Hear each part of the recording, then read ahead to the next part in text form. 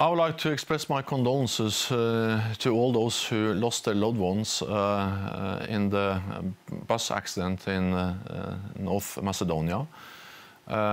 This was a terrible accident, and my thoughts are going to those who are injured, their families, and all those who have lost their loved ones in this terrible accident. Thank you very much, sir. We all know the benefits of North Macedonia joining NATO down in Skopje and in the country. What are the benefits for NATO that North Macedonia joined the alliance?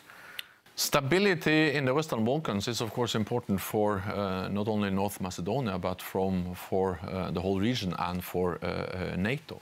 The whole idea of NATO is that we help support each other, that we protect each other, one for all and all for one. And that has helped to preserve peace and stability in Europe for decades. And now North Macedonia is part of this alliance, these security guarantees.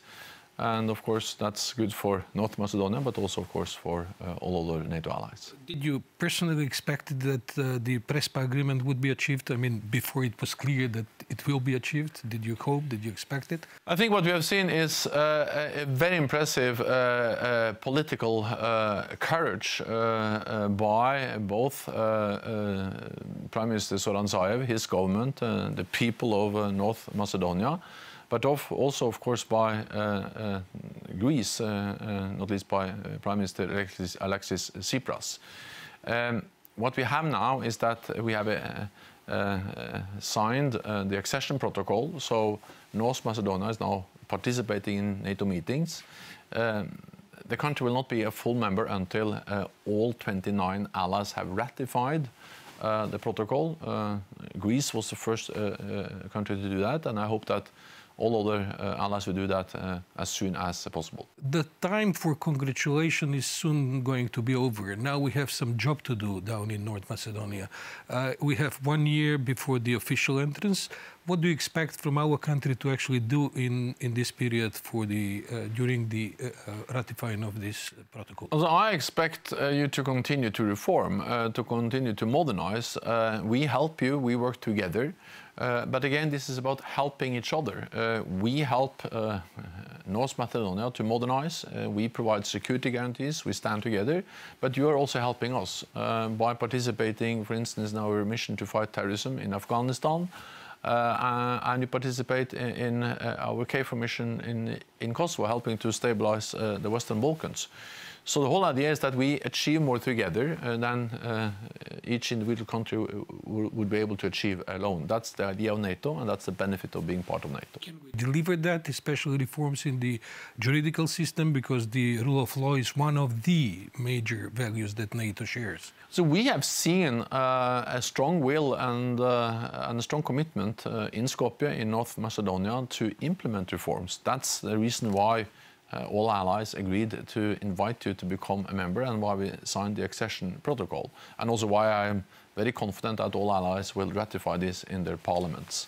But at the same time, we need to continue to be vigilant and to address further reforms, including when it comes to judiciary and security institutions.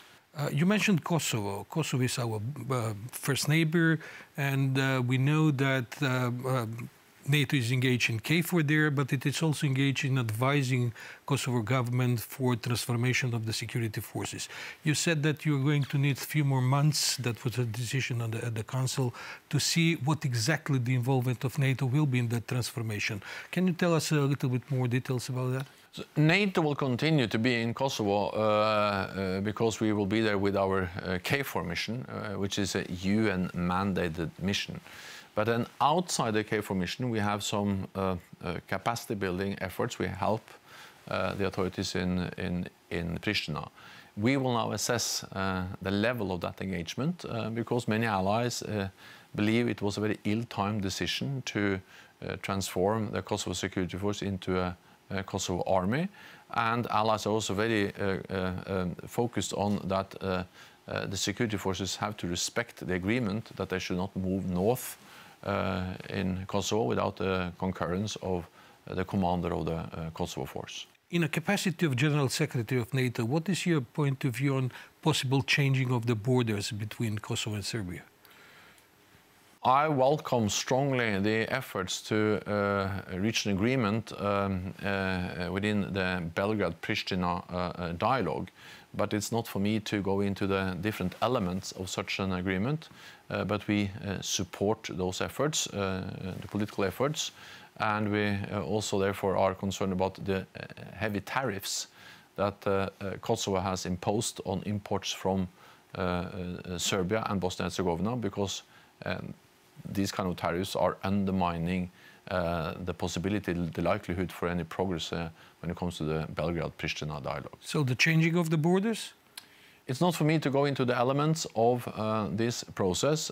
We hope that it's possible to reach an agreement between Pristina and Belgrade, but I will not go into the different elements of that.